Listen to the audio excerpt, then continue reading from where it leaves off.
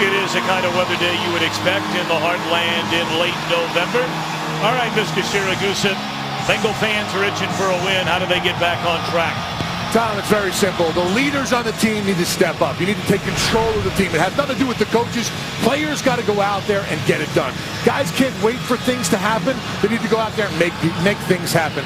Also, they can't beat themselves. The Cincinnati team defensively has had penalties. Now, I'm all about going and playing at 120% and with passion and being aggressive. But defensively, you got to know when to pull off because you can't hurt your team. Don't give the opposing team stuff that they don't earn. All right, Tony, thank you very much. We'll be checking in all day with Tony. The Rams have won the toss, elected to receive, and Vinny Cunningham will take a knee. So the season began with Nick Foles coming over in a trade for their former quarterback, the off-injured quarterback, Sam Bradford. Had a very good first year as a starter in Philadelphia. Spent half the year injured last year. Started the first 9 games this year. And a grand total of 7 touchdown passes. The passing game has been a major struggle for the Rams all year.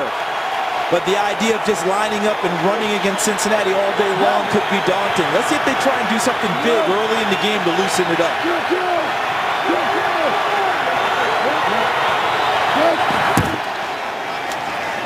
Well, they give it to Gurley on first down, and he is bottled up after a gain of maybe 2. Carlos Dunlap, the first one there to beat him.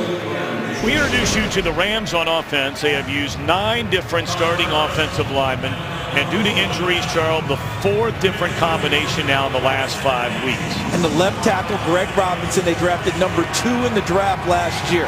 They need him to start being that guy, to start being great. He gave up a key sack last week against Baltimore that helped cost them the game.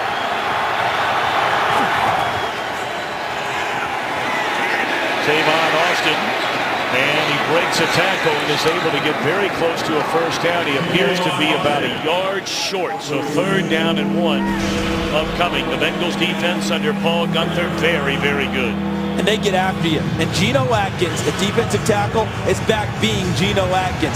Paul Gunther will throw a variety of looks at the Rams. The biggest thing he has in his arsenal is pressure. And Geno Atkins provides it inside and makes everyone around him better when they rush the quarterback. Now the Bengals secondary is really beat up. And here on the opening series, their 9-year veteran corner Leon Hall shaken up.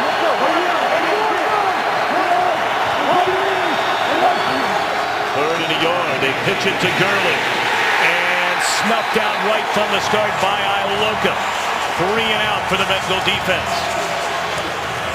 And what a job by George Iloka, just simply trusting his eyes and going. He just goes right now when he sees the pitch. To Todd Gurley, sees it, no false steps, nothing backwards, nothing even lateral. Made a beeline for Gurley and drops him in the backfield for the first 3 and out of the game. Adam Jones is among the best punt returners in the NFL, but he's been bothered with a tender foot, was inactive last week. So Brandon Tate will let it bounce in very good field position for the Bengals on this opening offensive possession. Andy Dalton, 28 years young, out of Katy, Texas. 2nd round pick out of Texas Christian. He has been the starter since day 1. Along with Joe Flacco, the only 2 quarterbacks in the Super Bowl era to lead their team to the playoffs in each of their first 4 years as a starter. And you know what the next line is always is, right? And Joe Flacco has gone to the Super Bowl. Andy Dalton looking for his first playoff win. They know that hovers. They're trying to get there. And here's a guy they're trying to get started. And a very good start. A gain of 15 by Jeremy Hill. He led all NFL running backs in rushing yards the last half of last year.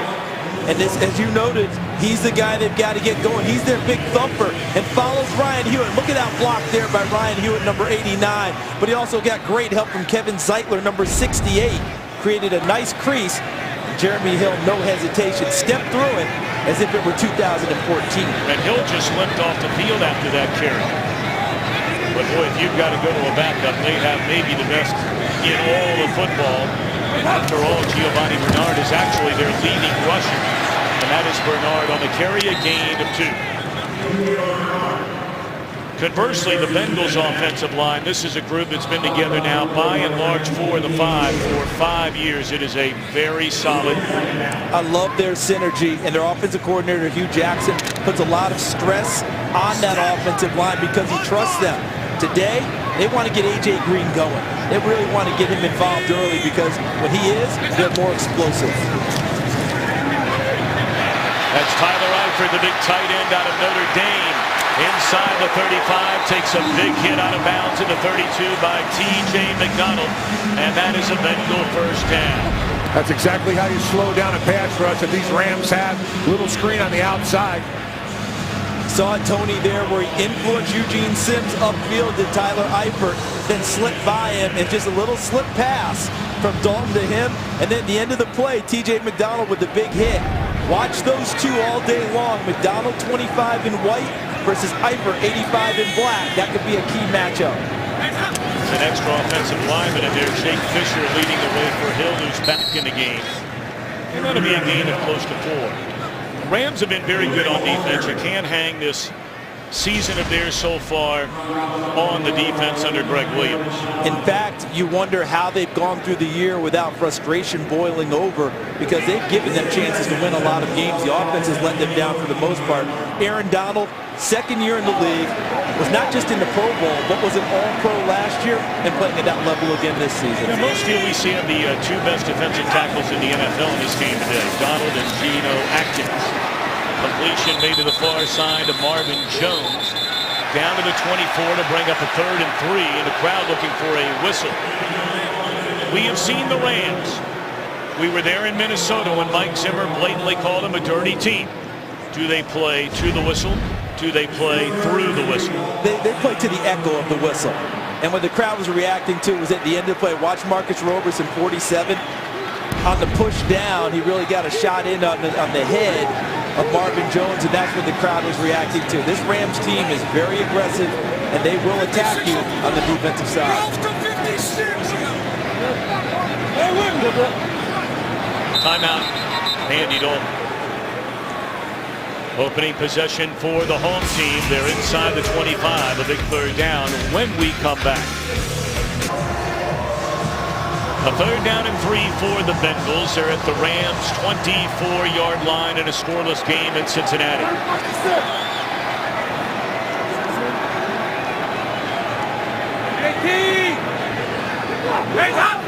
Mohamed Sanu in motion. Dalton finds A.J. Green, and he's inside the 10. It's 1st and goal, Cincinnati. How about what Hugh Jackson just put in place there? He put Mohamed Sanu in motion and drew attention to him and came back opposite with A.J. Green on a shallow cross underneath. And they got the ball right to their top receiver. They want him in the flow because of his explosion. And normally when Cincinnati gets inside the red zone, Andy Dalton has his eyes on number 85. And that is Tyler Eifert.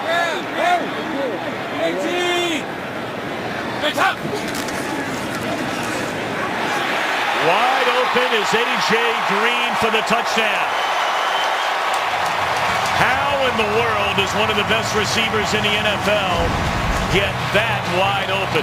And that's exactly what Greg Williams, the defense coordinator, is asking right now. Janoris Jenkins, I'm not sure what he was thinking other than he thought he had the short zone and had help over the top. And you saw he had 3 people that went inside on the short route underneath. Talk about 3 Rams defenders converged on 1 receiver for Cincinnati underneath, and A.J. Green waltzed into the end zone. That's just a lack of communication by that secondary that you talked about earlier. He's going to think that was just a lack of respect for A.J. Green. He's going to let me alone? Well, 4 years in the NFL, 4 times to the Pro Bowl, 4 1,000-yard seasons. You would think they would find number 18. A very impressive opening possession and drive, a scoring drive for the Bengals. Andy Dalton, 4 out of 4, 43 yards, a touchdown pass to his main man, A.J. Green. And we talked about it at the top, that getting him going early, I just felt like that was going to be a priority for Cincinnati today. And I think they were able to accomplish that on their first drive. Cunningham again will play it out of the back of the end zone. Todd Gurley and the Rams offense went 3 and out. We try and do better when we return. Welcome back to Paul Brown Stadium. Of course, the founder, one of the legendary figures in the history of this game of football. First down, they fake it to Gurley. Rolling is Foles, and incomplete on a first down throw to the tight end, Jared Cook. Injuries really piling up for the Rams. You look at their inactives, and there's some big names, especially on defense with Quinn and quarterback Tremaine Johnson. And not seen there is the new kicker's name, which is Zach Hopper, having to be in for Greg the Leg Zerline, who has a sore groin. Hopper spent the early part of the season in New Orleans before being released, and that one is thrown behind Kenny Britt, 3rd down and 10. Doesn't look like Foles really has a lot of timing with his receivers right now, guys. Two passes in a row thrown behind. You know, it's really hard to figure, Tony and Charles. I mean, this was a good quarterback. At times, a great quarterback in Philadelphia. Now coming over to the Rams, not nearly as much talent on offense as maybe he had in Philadelphia, but this has been a rough go. He's not the same guy that I saw on film in 2013, especially in how he handles pressure in his face. Yeah, he's second-guessing his confidence also. When you lose that, it takes a long time to get it back. Steps into the throw, and a catch made by Cook, and that is good enough for a first down, and the Rams needed that. Now that was the guy I saw in 2013. Watch the route coming right at you. They've got 3 receivers to the bottom of your screen, and right in the middle, he hooks up with Jared Cook, the tight end. See how he just steps in and lets that one go?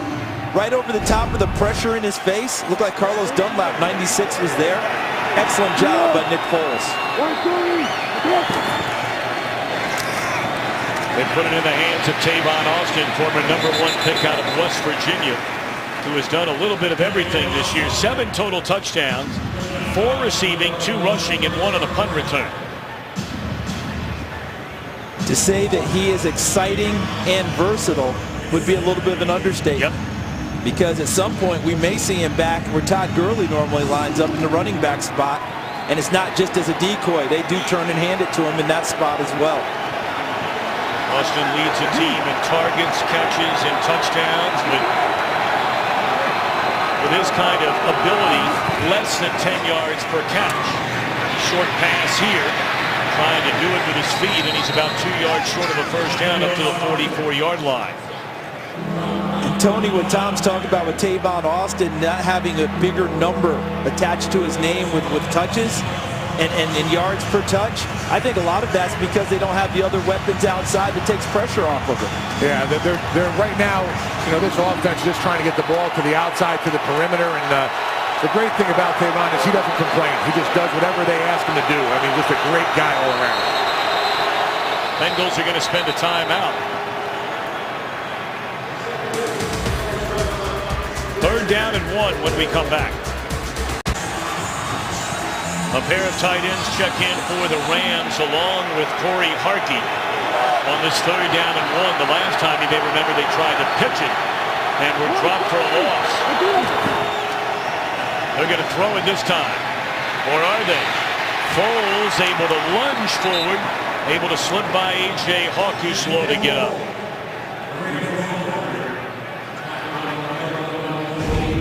This is good determination by Foles because they showed heavy run, faked it, and he came out trying to just get something into the short flat area, all covered, and look at him use his big frame to slip the tackle and get there. 6'6", 243 pounds, picks up the first down. Jeff Fisher in his 4th year as head coach of St. Louis. 9 games under 500. They've yet to turn it around. It is a franchise that has not had a winning record since 2003. Gurley stayed with it, crosses midfield. That'll be a gain of close to 4. Marvin Lewis, on the other hand, the 2nd longest tenured head coach in the NFL with his same team behind only Bill Belichick in New England. 13 years, the winningest coach in Bengals franchise history. But of course, a number they bring up all the time, whether it's Lewis, whether it's Andy Dalton. winless in the postseason. Lewis has taken the Bengals to the playoffs 6 times, including 4 of the last 5. 5 of the last 6, rather, and 4 in a row. Gurley thrown to the mat by Geno Atkins for a 3-yard loss. Check in for the first time today for a game break with Mike Hill. Hey, Gurley got stopped there. There's no stopping Adrian Peterson. His 4th straight game with a TD run against the Falcons. 13-play, 78-yard driving cap. 7-0 Vikings in the first. Tom, Charles, back to you. All righty, Michael. A lot of big games as we're getting deep now into November.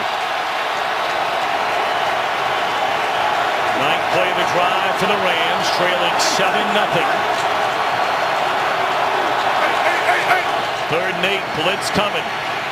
Foles delivered, but far short of the first down. There is a penalty flag down. Jones in coverage of Brian Quick.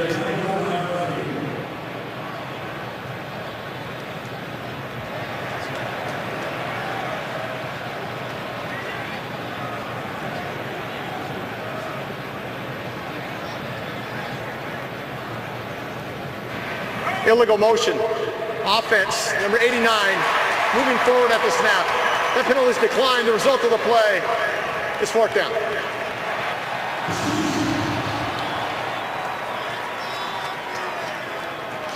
Right now, anytime Jeff Fisher is coaching a football team, whether it's Tennessee or with the Rams, you always have to beware of the fake punt. Tried one in the last Johnny game. Hecker in his career is 6 out of 8 as a passer. They tried one in the last game and were unsuccessful against Baltimore. He's 1 for 3 just this season alone on fake punt passes. False start. Offense, number 31. 5-yard penalty.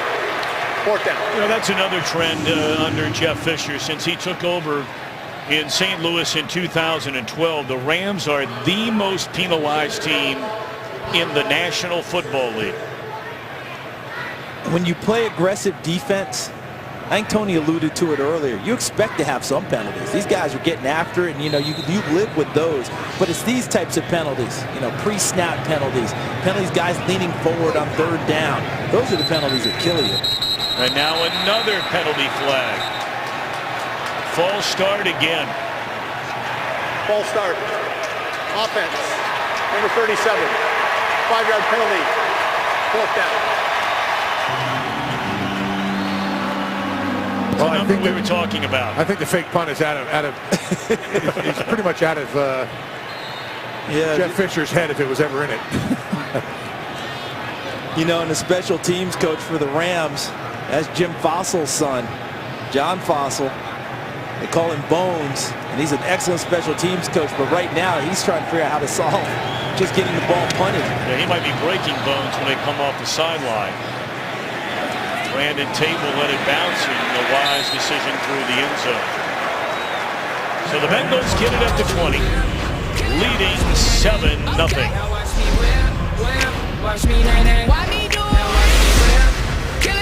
Oh, Charles Davis, Tony Siragusa, and Mike Pereira back in Los Angeles. Tom Brenneman in Cincinnati. Bengals lead 7-0, scoring on their opening possession, and now Andy Dalton and company get it for a 2nd time. Into the hands of A.J. Green, and read beautifully there by Janoris Jenkins. Ball comes out late. It looked like he was already down. It wasn't a call, though. That is a fumble. Green had the big fumble here 2 weeks ago on that final drive against Houston, and now he coughs it up inside the 25-yard line. And the line judge, Julian Mapp, was on the play and never made a signal like he was down, and the ball was, he was already down before the ball came out. But they're going to have to look at this. Down by contact. 2nd down. Yeah, someone else came from the other side. Julian Mapp, the line judge, signaled the ball was going in the other direction. I think his elbow hits too, right? Yeah, he did, Tony. It did. And that's why I was going to say they were going to have to look at it. But he got some help from his fellow officials. They came from the other side. He said, no. He was already down. See the elbow right there, and then the ball comes free from there. Got to be a relief for A.J. Green, huh? Ends up a gain of a yard. And back out of the I formation into the hands of Jeremy Hill. And he's up to the 25. 3rd and 5 coming up. Coming your way in January, the celebration begins. A farewell year of American Idol. Show that made so many superstars trying to find one more. The farewell season, premiering Wednesday, January the 6th, only on Fox. Maybe Tony Siragusa with that pork pie hat will be on American Idol. Why not? It's a good-looking hat down there, T. I appreciate that, Tom. You bought that here in your playing days. Yeah, back in '94. Dalton. Nearly an unbelievable reception made by Eifert. But it came out of there after he took a hit. 3 and out this time for the Bengals. Great throw by Dalton, too. There's Eifert isolated. Notice they use him split out as if he were a wide receiver. And the cornerback Roberson jumped the route early and was fortunate that Eifert wasn't able to pull this in. And as he tried to get the ball, it was popped free late by his second hit. Kevin Huber grew up right here in Cincinnati. He is a Bengals punter. Angling over on the sideline as Austin comes to the opposite side of the field. There's a block. Crowd wanting a flag, not one thrown. And now one is thrown. These are the penalties that I talked about in the open. The guy's out of bounds and you hit him. You can't do this kind of stuff. You have to make the other team earn what they get.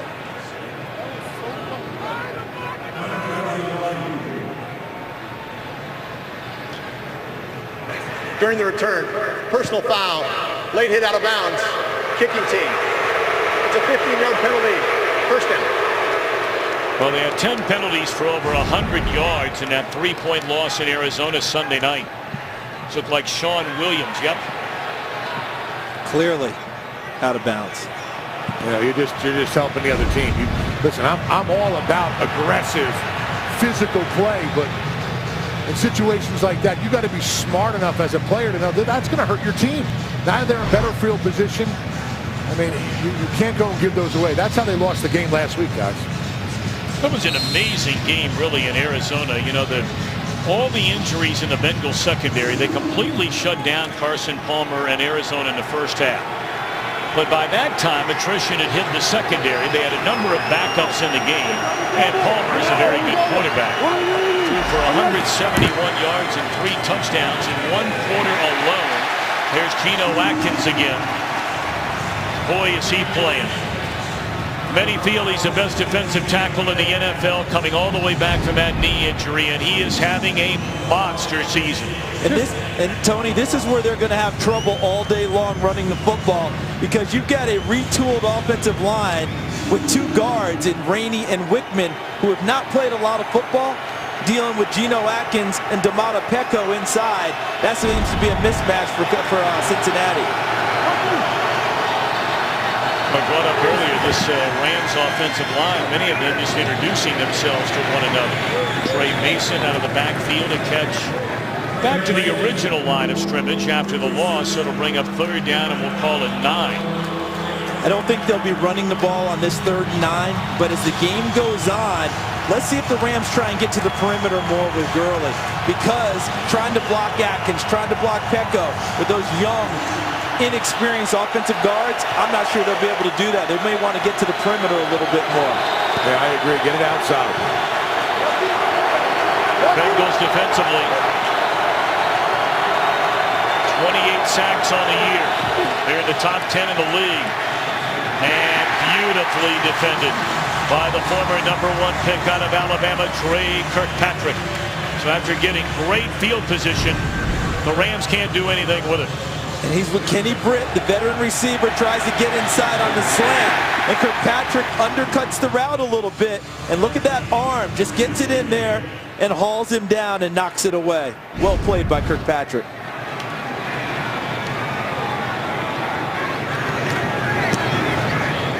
End over end punt by Hecker. And Tate the fair catch at the 11. You know, look, the Bengals even admitted it. The playoff thing is like an elephant in the room. Look at those numbers in the career of Andy Dalton. But then you get to the playoffs. 0-4, You know, in each of their 4 losses, they have been within 1 score at halftime. 1 score.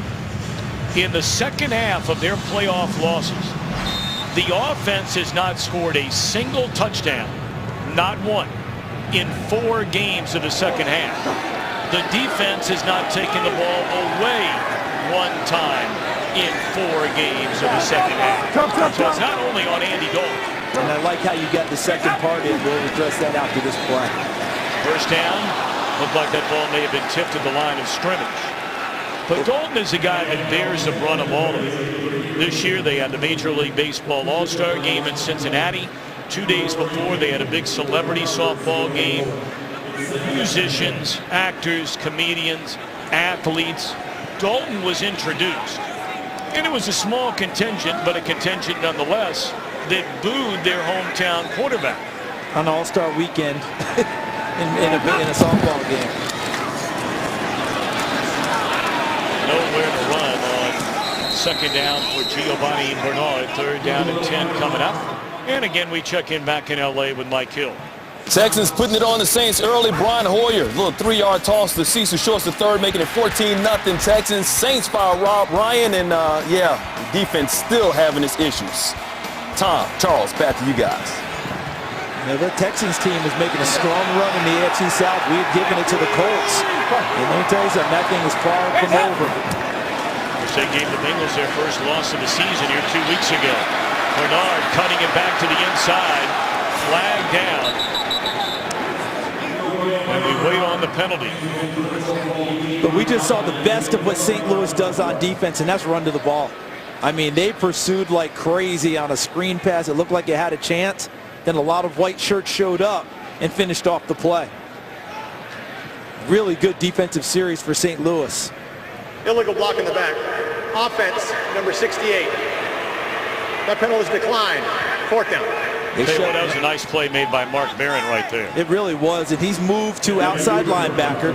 Still wants to be called a weak safety. He doesn't want outside linebacker in his title, but he's playing outside linebacker. He evades blocks, runs down plays, and makes big plays for them on defense. And right now, St. Louis is helping themselves out, helping their offense by helping to flip field position with that series. Huber blasts this one, and there's a penalty flag down. Bengals might get the football back. We'll wait and see. Austin still on his feet. Breaking tackle, still on his feet. Man, is he hard to handle. Oh, we wait on the penalty all the way back where Huber put his left foot on it.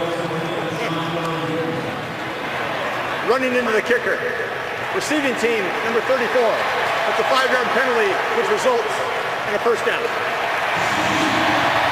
Chase Reynolds, who is one of their special teams aces. And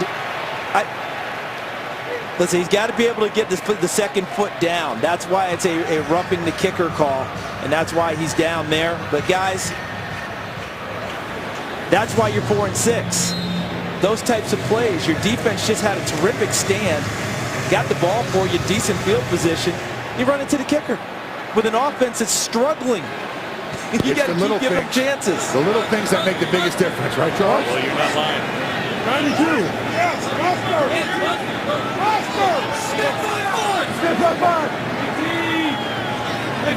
Now the Bengals leading 7-0. Get it back. Bernard spins out of 1 tackle. Lunges forward across the 25. That'll be a gain of 4 on first down for Giovanni Bernard. And this defense, guys, has played well all year long, save, I would say, the Chicago game a couple weeks ago. That was a game they kind of had to break down, gave up the big plays. But all year long, this defense has given them opportunities to win games. No. Should be the final play of the quarter. Down the middle. And the reception is made up to the 47-yard line.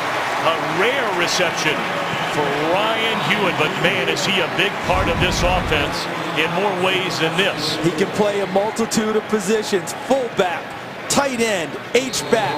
And when you doubt his hands, he caught 10 passes last year. That's his 4th catch this year. He does it all for a very versatile Cincinnati offense.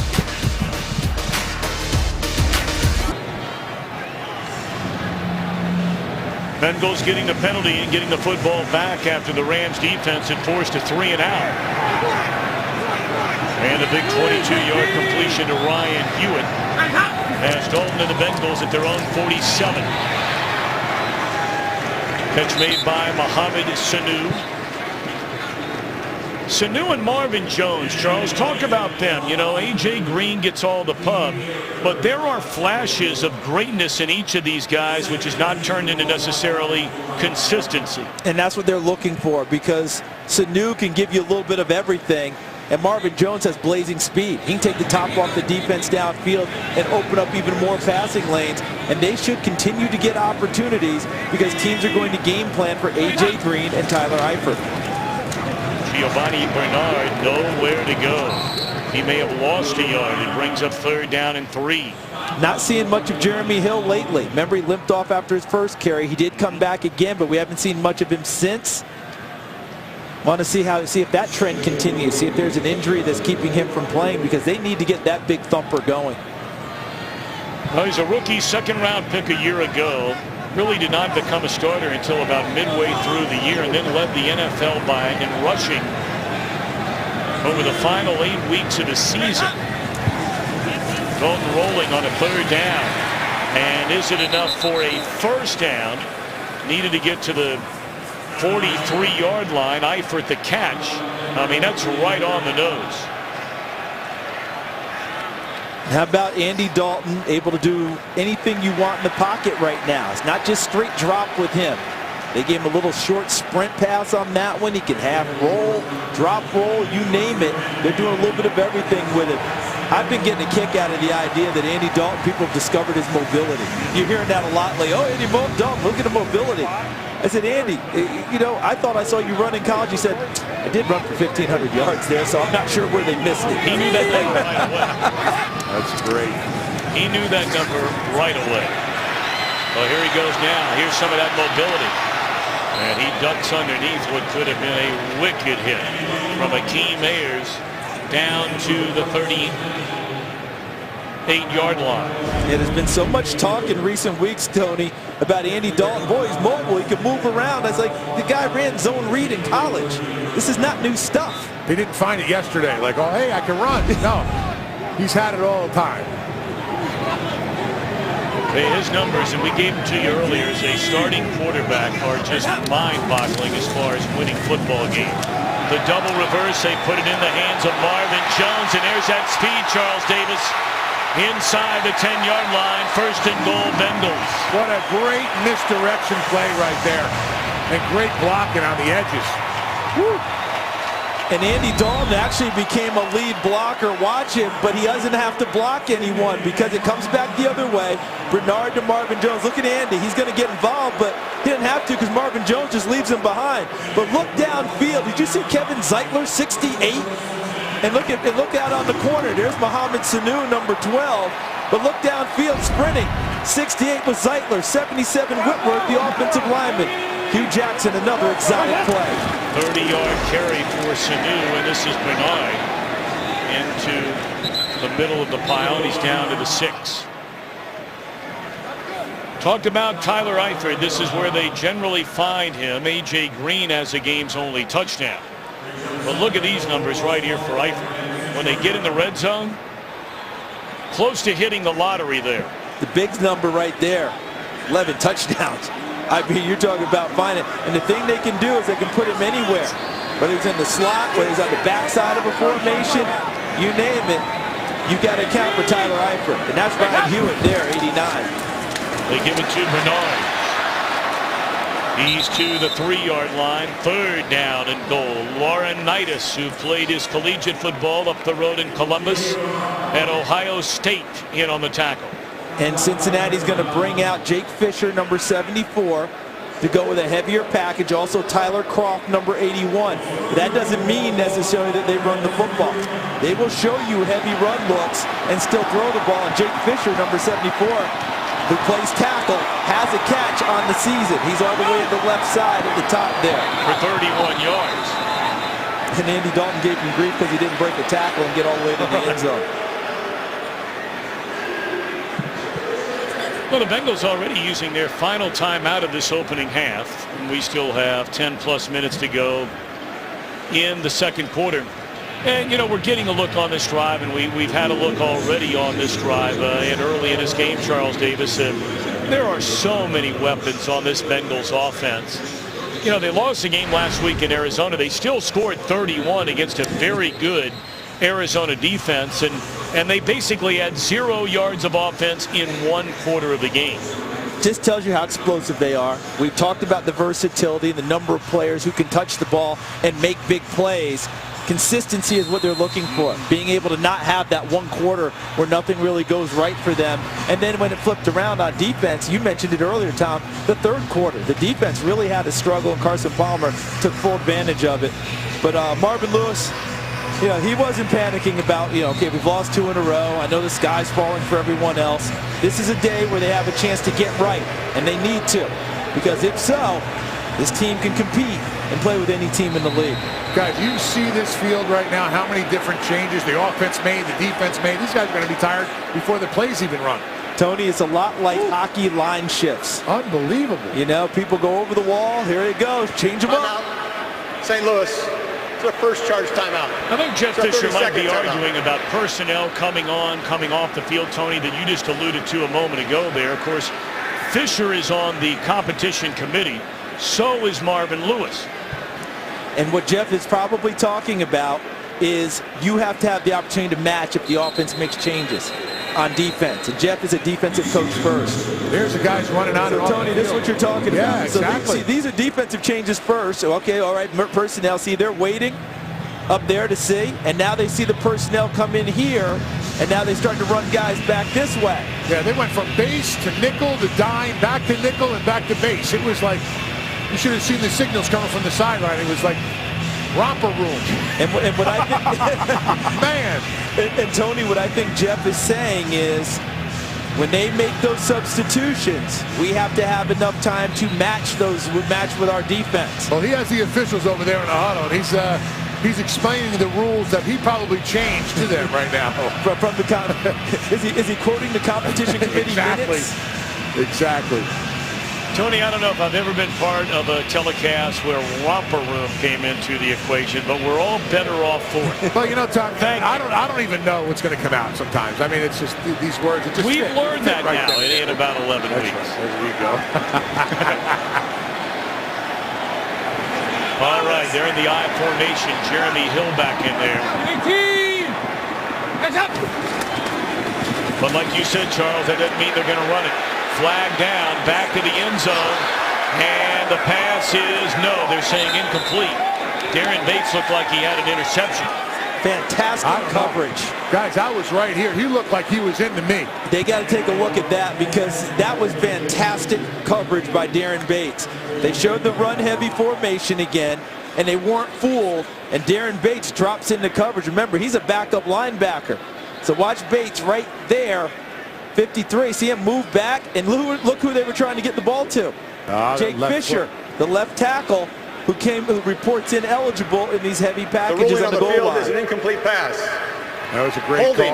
call. Offense, number 68. That penalty is declined. The result is 4th down. And the reason it's incomplete, you saw his left foot come down out of bounds, hitting the white. The holding was on 65. On the interception.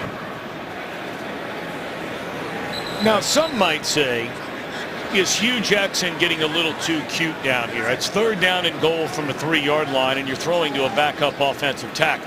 I think part of that is Jeremy Hill's not in the ballgame. You know, you don't have your thumper. And Giovanni Bernard is not a super inside power runner. Sometimes you have to work around, the limitations of your offensive personnel.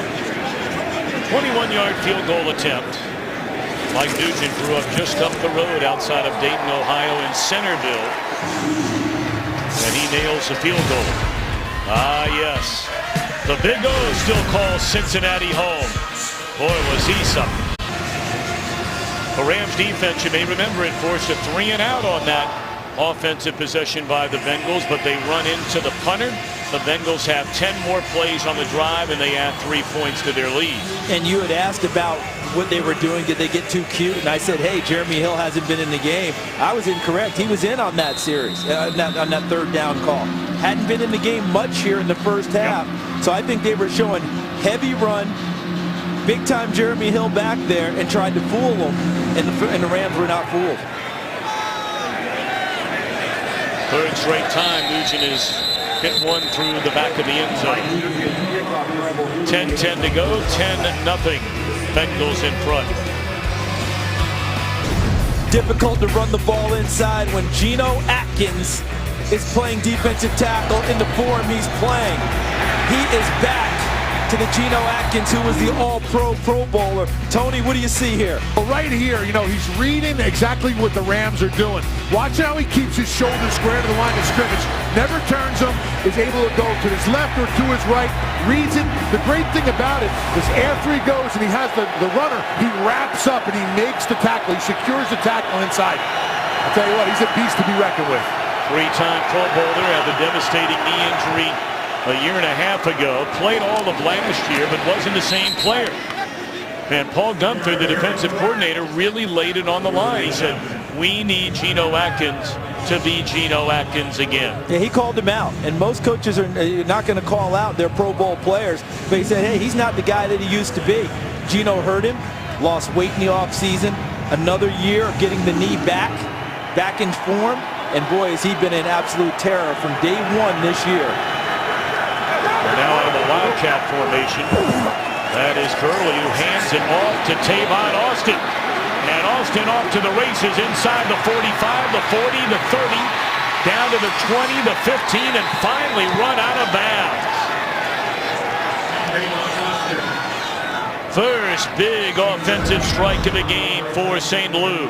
And you know that you have eyes on him. There's Gurley there in the Wildcat, and he hands it to him. But look at the block right there. It's an excellent block by number 89, Jared Cook. And then look at Kenny Britt, 18, stay with it. Downfield, and Austin used him so well. Britt didn't have any knockdown type of a block, but stayed in front, and Austin just kind of maneuvered behind him all the way downfield. That is a 60-yard run for Tavon Austin. Gurley inside the 10, down to the 5-yard line. Let's send it back for a game break to Los Angeles. And look out for the Washington Redskins. 63 yards on the touchdown pass from Kirk Cousins to Deshaun Jackson. They're up 10-0 on the Giants. And if they win this game, both teams will be 5-6 and tied for first place in the NFC East.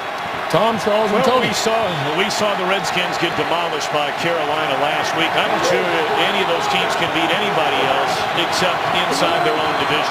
And at home for Washington, 4-1 at home coming into today. Tavon Austin will find the end zone. So Austin caps it off. He had the 60-yard run to get him down there. And now Austin with his third rushing touchdown of the year, and the Rams right back in it.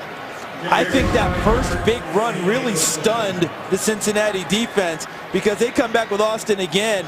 And look at this. Nice arc block by Jared Cook, number 89, meaning he just released from the line of scrimmage, moved downfield, and there is no one else even close to Tavon Austin. He just got in front of Drake Kirkpatrick.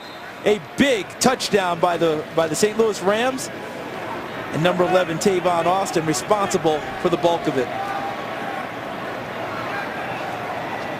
So now their brand new field goal kicker will come on and try and knock it through, and it is good. So a 10-7 game. The Rams getting it done on two big runs from Austin. Outstunned here in Cincinnati after that 60-yard run by Austin. Then he caps it off with a short touchdown run. 4 plays, 80 yards. And the Rams within 3. Bengals getting the football. They're out of timeouts. 8:29 to play until halftime. And this drive will begin at the 20. And when you game plan for the St. Louis Rams offense, you game plan for Tavon Austin, number 11, and Todd Gurley, number 30. And on the first play, Tony, they both touched the ball, and it turned into a 60-yard run by Austin. Yeah, when Tavon comes across the formation and that motion right there. He's got so much speed. He's not starting from a stop position. It makes it so hard for the defensive ends and the linebackers to establish an edge. He goes and actually gives up ground, but he's got so much speed to turn the corner. That's where he's effective, and they got to find a way to go and stop that if they want to win this game. Tavon Austin, 81 yards. The rest of his team's 40. He and Todd Gurley accounted for almost 50% of the total yards of St. Louis coming into the game. Andy Dalton to throw it on first down and looking for the home run ball to A.J. Green. That one never had a chance. And just remember, guys, it's a 10-7 game, and what's the difference in this one? The roughing the punter call.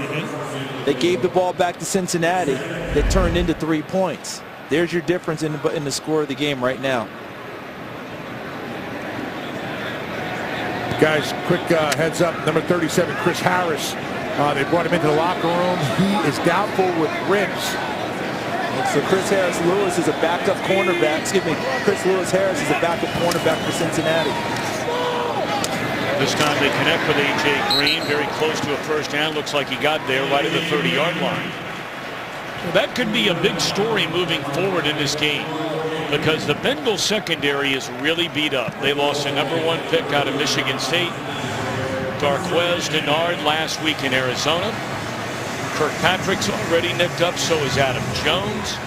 Leon Hall was limping around already in the game today. And we brought up earlier the third quarter when all those guys started going down is when Carson Palmer really loaded up. 171 passing yards and 3 touchdowns in 1 quarter. The other 3 quarters, the Bengals completely shut Arizona down. But that quarter was significant. I mean, what they did was just, it was almost a blitzkrieg in that time frame. And they really jumped up, went from down 14-7 and made it a 2-touchdown advantage for them during that third quarter. And both of these teams here today, tough sledding, running the ball inside against these defenses. Remember the Rams, their defensive front, all former first-round draft choices when they're fully healthy. Robert Quinn not playing today. Second down, good protection here. Now Dalton flushed out of the pocket, lays it off for Jeremy Hill. And Hill, good, powerful running up to the 45 and a first down. It's a great balance by him, huh? It was, and that was part of that was Janoris Jenkins understanding size at 5'10", 198, not wanting to take the big guy at 235 up high. Tried to get him down low and clipped his leg, but didn't get enough of him, and Jeremy Hill continued forward and picked up a first down. The expectations for Hill coming into the year were huge. Rookie out of LSU last year. Breaks a couple of tackles, still on his feet, and up to the 47-yard line. We mentioned he didn't become a starter until about midway through the year. He wound up rushing for a Bengal rookie record, 1,124 yards, 8th most in the NFL. He has not had a game of higher than 63 yards so far this season. And one of the things that Hugh Jackson, the offensive coordinator, talked about was the ability to break tackles or make people miss.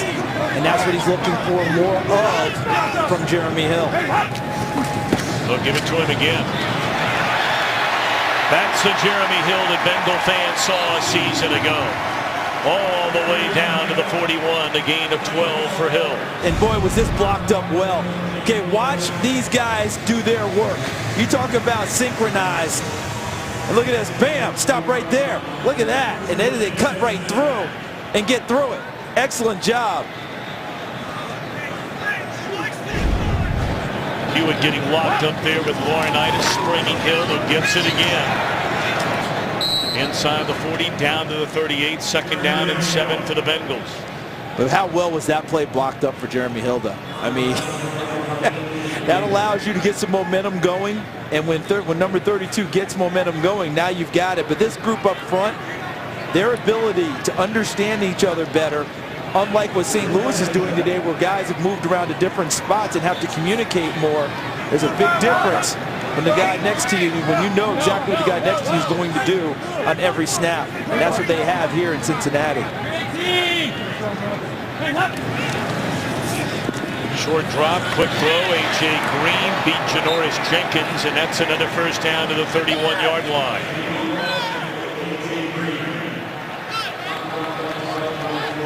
And this offensive line reminds me of, and I'm going to go back to the 1970s. You ready? Yep. The St. Louis Cardinals 1970s offensive line. They did an article on them, and they talked about how those guys were so in sync that unconsciously they did everything in position. Walked in position, ate in position, met the Cincinnati Bengals line. They did scoring on them. The exact same thing happened with these guys. Marvin Jones will be run out of bounds at the 23-yard line. That'll be a gain of close to 8 on first down. That's how all the offensive lines are there, Charles. You know, the ones that I played with, you know, you go out to eat with them. The center always sits in the middle. Right. Left guard's always on the left. The right guard's always on the right. You know, then you go out with the defensive linemen, then they're not even at the same restaurant. No. They call each other. Hey, listen, where are you at? I'm getting a steak. I'm getting a pizza. I'm getting this. I'm getting that.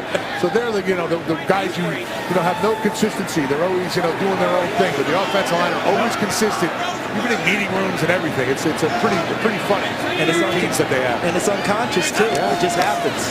Second down and a yard. And Eifert with his NFL-leading 12th touchdown of the season.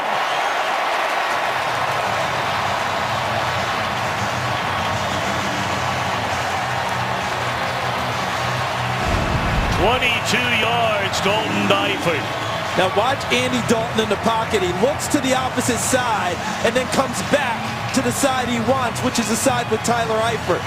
Tremendous job of quarterbacking. Eifert in the seam. They used Hewitt 89 to hold the corner up front to make sure he didn't drop into the zone.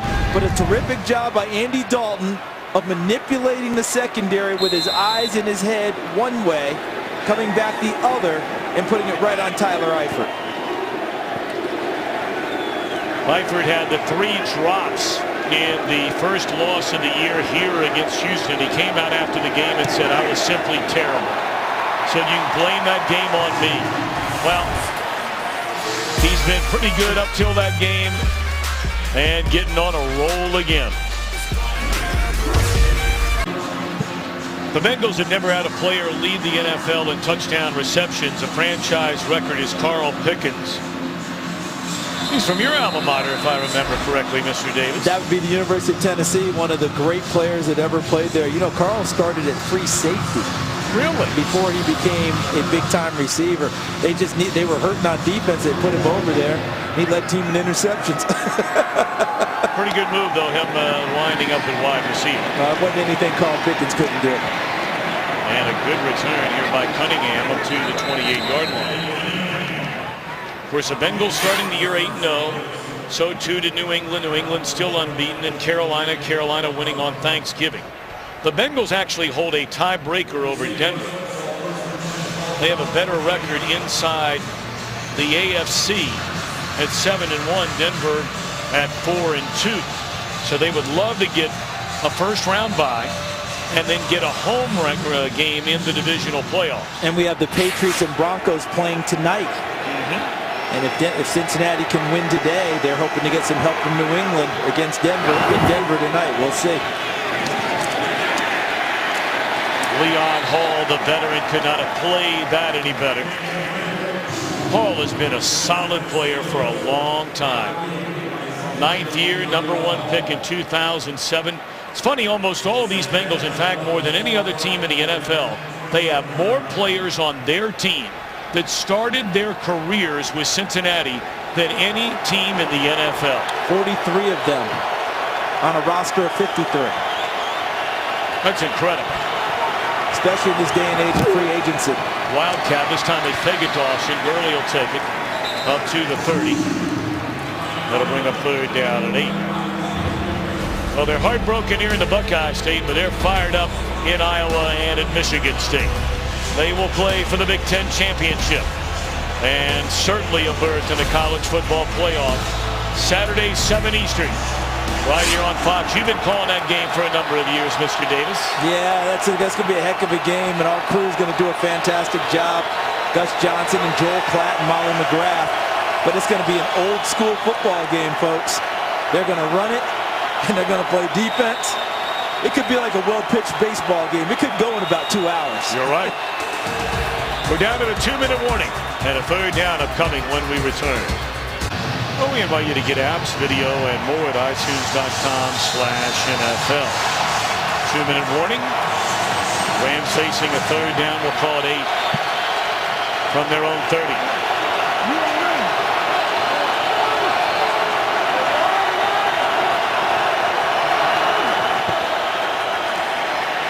Pressure coming, and down goes Foles. And that's Carlos Dunlap. 9.5 sacks for Dunlap, third most in the NFL. But there is a flag down. And this may go against the Bengals. Prior to the pass, holding, defense, number 27. It's a 5-yard penalty and an automatic first down. Wow. Let's take a look at Dre Kirkpatrick right here at the top. Let's see. Looks like he's matched up with Tavon Austin. He's got hands on him early, and Austin goes down. I thought I saw a hand towards the face mask as well.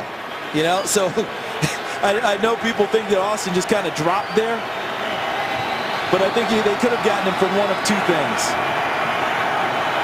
We'll see if the Rams can take advantage, as the Bengals did earlier, of a big penalty. Foles in trouble. Throws and a sliding reception that is good for Bradley Marquez. And the Rams in hurry-up mode. Marquez really starting to come on. That's 4 straight games now he has a catch.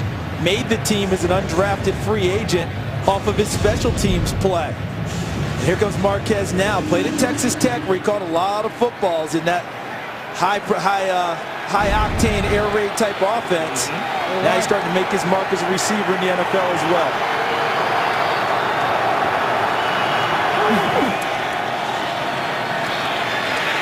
Foles just does give it away, and that is Kenny Britt.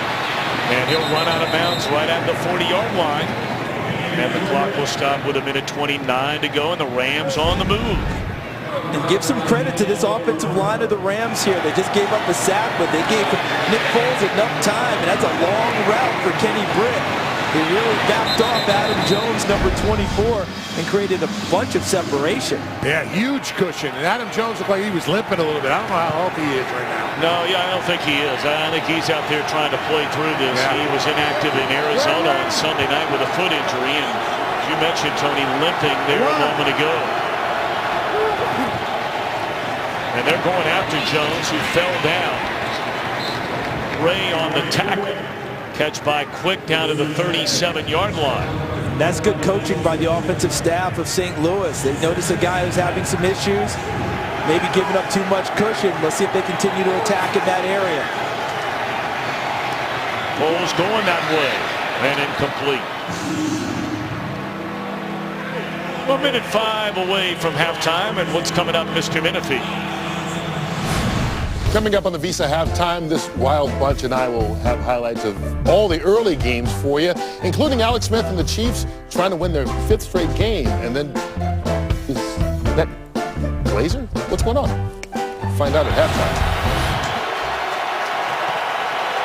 Ah, boy, the Fox bunch. How about that? And you know who's on the field now? That's Wes Welker. A third down specialist. Let's see if he can pay it off for St. Louis here. Yeah, they brought him in a week ago, and they do the quick hit again, picking on Adam Jones, who has been the best Bengal defender in the secondary this entire year, but clearly playing at less than 100%. 14-yard gain. And you know this game is Darwinian. Survival of the fittest when you're out there, and if he can't cover, they'll keep going there. Foles to the middle of the field, and it is intercepted by Reggie Nelson. Nelson having a big-time year, still on his feet. That is his 6th interception of this season, most in the NFL. They had so much success going at Adam Jones. Didn't go there here on this one, but the play was made by George Iloka, number 43. Jared Cook was well covered. And look at Reggie Nelson cradling the ball, gets the arms underneath off of the tip. And defensive backs work on this all the time. Ball tipped in the air. Can the next guy come and get it? That's exactly what they did. They work on that in practice incessantly. But George Iloka, number 43, the safety, used his length and coverage ability to tip the ball away, and Reggie Nelson capitalized. Nelson, a guy you saw a lot of in college, Charles. You know, he initially came out and went to Jacksonville, and that has been a really savvy pickup for the Bengals organization. I believe that's his 21st interception as a Cincinnati Bengal and his 28th in his career. So the Rams were on the move, but Foles throws his 7th interception of the year. He has still only thrown 1 touchdown pass in his last 148 passing attempts. 17-7. Let's go to Los Angeles for the Visa halftime. Great to have you with us here on this Sunday, late November. And of course, when the calendar turns to December, we really start talking about playoff football teams. And you know, the Rams, we thought when we saw them going into Minnesota to begin this month, 1 game over 500, they were in the hunt. You know, I guess technically they're still in the hunt right now, but little things, Charles, we've seen running into the punter, things like that. To have any chance against the Bengals, that just can't happen. That can't happen, and bottom line is they're not getting the play they need from the quarterback position consistently. They just had a terrific drive that culminated, unfortunately, with Nick Foles throwing an interception right before the half. You didn't even get a chance to put 3 points on the board. So that's where they're hurt. Inaccuracy, throwing the football, has really hurt this team because it allows people to load up on Todd Gurley running it and Tavon Austin running jet sweeps. Let's check in downstairs with Tony. It's funny you say that, Charles. You know, talking to Marvin Lewis, a couple of things he wants to get done in the second half. He said, we're going to come out running the ball. We got to go and eat this clock up. We got to come out and establish the run once again. We got to play better here in the second half. We have to keep leverage on Tavon. When we talked about with the defensive end on the edge, Tavon has so much speed on that corner. What he's going to do is going to bump out his defensive line when they get a certain call to go and try and take care of that and just keep playing hungry on defense. He's really happy the way his defense is playing. And, you know, talking to Jeff Fisher, he really, was harping on we need to get the possession back that we lost with that penalty on that punt. Well, that was a big one because it was only a 7-0 game at the time. The Bengals were punting out of their own, basically out of their own end zone. Bengals wound up getting a field goal on that possession and later would give the touchdown to Tyler Eifert, an NFL best 12 so far on the year. And he just comes at you from so many different positions and can do other things. He has really improved as a blocker, becoming a multi-dimensional tight end. Not just a guy who can flex out and catch passes. He's a more than willing blocker now, and we saw that in the run game. 3 catches for 40 yards and a touchdown. Tom already talked about it. The 12th touchdown this season. He leads the NFL. And he is playing awfully well for them now. Well, you look inside the numbers. Andy Dalton goes 14 of 18, 145 passing yards and a pair of touchdowns. You know, were it not for the 60-yard run by Austin, there wouldn't be much to talk about at all for the Rams on offense. But, of course, Rams fans have become quite familiar with that song. And it's very unfortunate for them because they do a number of things that are good, a number of things that are actually exciting. Gurley and Austin are a great base to run an offense from, but they have to be able to pay it off. They have to be able to be accurate throwing the ball to other people. That hasn't happened so well for them this year. And defensively, they can play with anyone in the league. That defense is as good as there is out there. No doubt about it. Locker puts a foot on it, and Brandon Tate will take a knee. Bengal ball the 20-yard line. We started to see from the Bengals, and they have been hoping to get Jeremy Hill cranked up all year long. It just has not been there. Giovanni Bernard is their leading rusher overall this season. But Hill ran the ball 7 times, 39 yards in the first half. That's almost 6 yards a carry. Came into the ball game averaging 3.3 yards a carry. Last year, he was over 5 yards a carry. This first half was more Jeremy Hill. The Jeremy Hill they were used to seeing.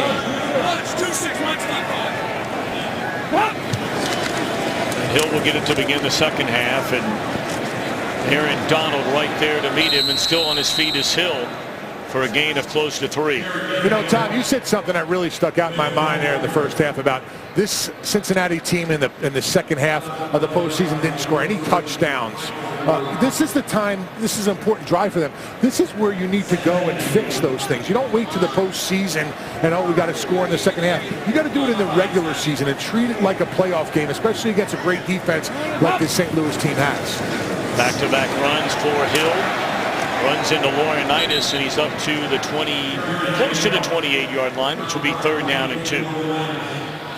And that was in the second half of those playoff games, Tony, where nothing was going right for them. You know, Andy Dalton's borne the brunt of the criticism, the frustration from people. Yep. But I love that Tom brought that out. Look, it wasn't just the not scoring. Defensively, they were struggling in the second half of those games as well. And Marvin Lewis has said it's all about all of us in solving that playoff issue.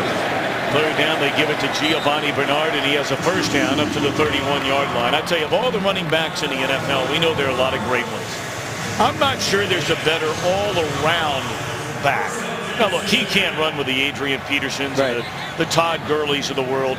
But, man, when you bring in his ability to catch the ball out of the backfield and turn in big plays, he is a dynamic force. And he was hurt a lot last year, which hurt his production. Now you're seeing the full Giovanni Bernard, as well as we're starting to get the full Jeremy Hill again. It's a gain of 8 on 1st down for Hill.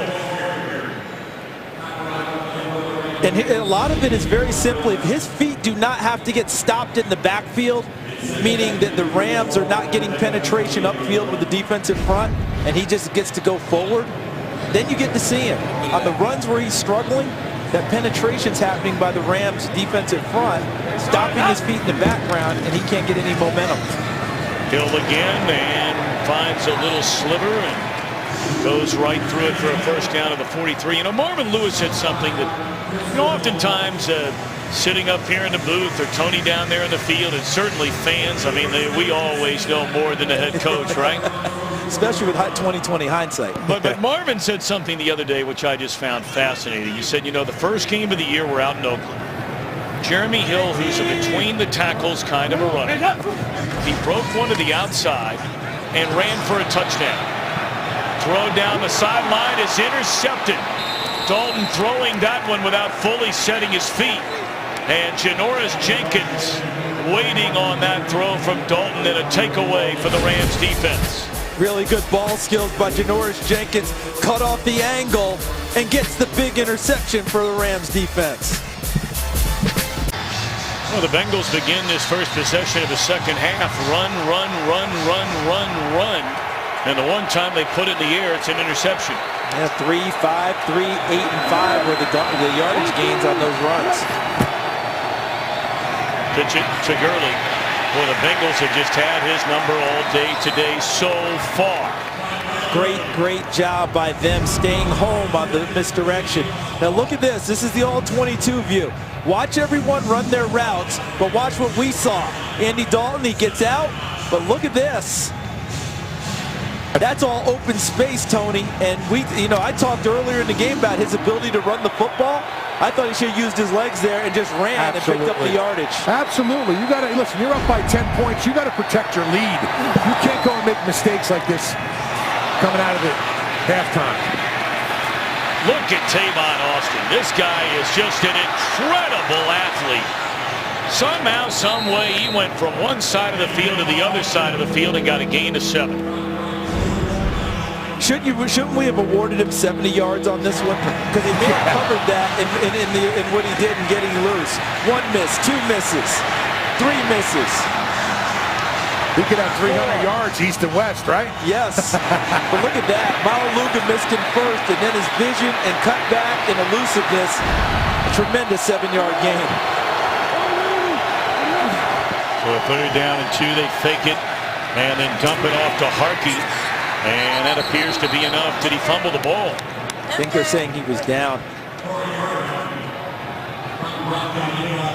Looks like enough for a 1st down by about a foot.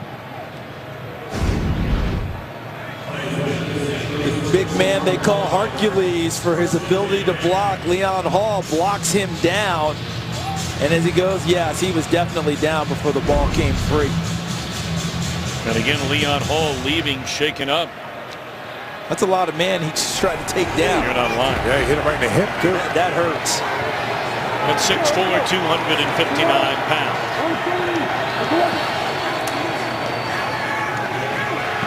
Under pressure and dropped is Foles by Geno Atkins. Unbelievable pass rush and vision by Geno Atkins on this play. Little play action. He's right in the middle. Reads it's a pass and just keeps coming with his penetration. Watch him right in the middle. Plays the run, recognizes a pass, and just gets upfield as quick as he can, and then solidifies the tackle. That's not easy, guys. Tony, that was the second reaction, wasn't it? Because he rushed first, and it looked like they had him stalemated, and then he made the second move and got home. That's being persistent. That's what you have to do to get sacks in this league. Across the middle, and that is Cook.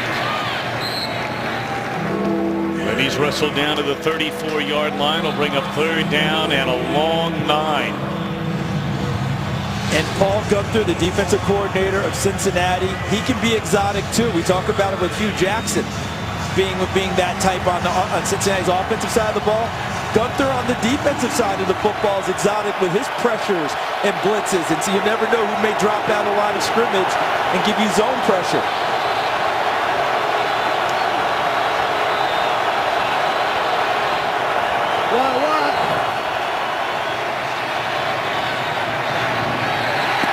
Trey Kirkpatrick getting tangled up with Brian Quick, and it's incomplete. The Rams will punt it.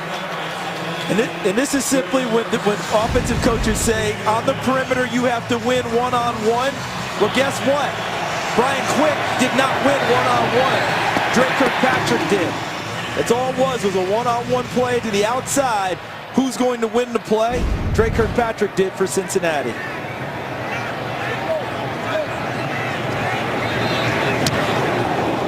Becker, a low line drive punt, a good one. Chasing Brandon Tate back to the 14-yard line. Tate had a big return, nullified by a penalty last week in Arizona. This one up to the 28-yard line. Friday night, the LaSalle Lancers, the defending Ohio Division II state champions, outscored Perrysburg 35-7. Coach Jim Hilbert's team will look to try and make it back-to-back state titles Friday night at the Horseshoe in Columbus. And we thank Joe Danneman and Jeremy Roush at Fox 19 here in Cincinnati for that video. First down into the hands of Giovanni Bernard, and this is what we were talking about a moment ago. Bernard inside the 20 fumbles the football, and it looked like a Bengal was there to cover it up. Was that Eifert? Yes, it is. Roberson appeared to strip it away. He was conscious of it, Bernard, though. If you watch him on the play, he puts the ball up in front of him. But that St. Louis defense is just relentless of attacking the ball. Watch right here. He'll go and protect the ball when he feels the guy's behind him. Right there. See how he's covering it up, putting it in front of him? That's what you're supposed to do. Carry the ball in front of him. But some way, somehow, that St. Louis defense is relentless of going after the ball. Looked like Rodney McLeod, 23, popped it free, but great hustle following the ball by Cincinnati. Jeremy Hill inside the 20, down to the 16-yard line. You know what this was like to me? Okay, it was Marcus Roberson, 47, who popped it free. And then Eifert comes up with the ball. It reminded me of when we were playing basketball and your coaches always said follow the play when the guy had a breakaway. He might miss it. That's right. That's exactly what happened there. Just in case you continue to follow, you don't stop running. And Tyler Eifert got the ball back for Cincinnati after a nice play by Marcus Roberson. That's what I'll be telling my team tomorrow night at practice. A lot of layups in my hometown that didn't go in the coop. Better believe that. Into the end zone. And it is a touchdown for A.J. Green.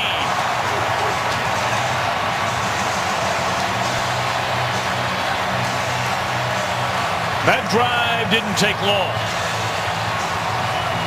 And after the big run, after the screen, Hugh Jackson, the offense coordinator, called a dagger call. Meaning, we've got him on the run, I'm going right for the throat and going to the end zone on the very next play. Nice job saying, hey, we've got it going our way. Let's put it to him. That's exactly what they did, going to their #1 target. Well, they got the big play by Eifert to cover up that fumble by Bernard. Where that hustle comes into play and helps out your team. Like Nugent, the point after. Eifert may have been shaken up on that play. Bengals getting the touchdown, second of the game for A.J. Green. 24-7 Cincinnati.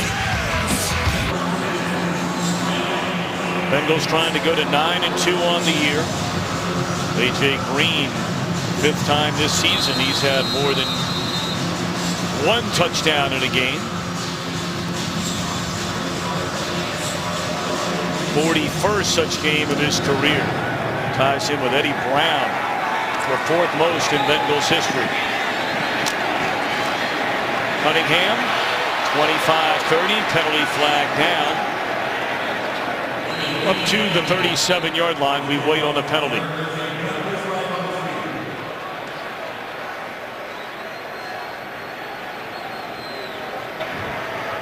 During the return, holding, return team, number 53. It's a 10-yard penalty. First down. The big recovery, keeping the Bengal drive alive, leading to the touchdown. Dalton to Green. 6:52 to play in the 3rd quarter, and Jeff Fisher's Rams needing offense in bunches. Starting after the penalty from their own 10, back in the hands of Tavon Austin, and why not? But that cannot be played any better by Carlos Dunlap. That's exactly what Marvin Lewis talked about on that motion coming across to Tavon, how they got to go and bump it out a little bit. NFL Play 60, the NFL's movement for a more active generation, encourages fans to get moving. Play for 60 minutes every day. Run, jump, race to Super Bowl 50 with free NFL Play 60 app. Download today. Tom, if you were in that, how far do you think you could throw the ball? How far? Not very far. 20 yards? Yeah, 20. 30? No. No? Okay, all right. Listen, know your limitations. Very good. A man's got to know his limitations, T, and I have a lot of them, and I'm familiar with every single one of them. Now, they're trying to make anything happen here with Austin, and this is a very, very good Bengal defense. They've had the one big play, and that's it. And Tony, when we were talking with Jeff Fisher, I asked him about his input into the offense. Where is he now? How much? And he said, I'm just in a stage of encouraging these guys right now. They're trying their hardest to make something happen. All the offensive line shuffles, you know, the loss of players. It's tough to make things happen. Remember, Stedman Bailey's gone now. It's tough. Gurley has 7 rushing attempts for 13 yards. And Foles throws on the run, intercepted. And dancing into the end zone is Leon Hall.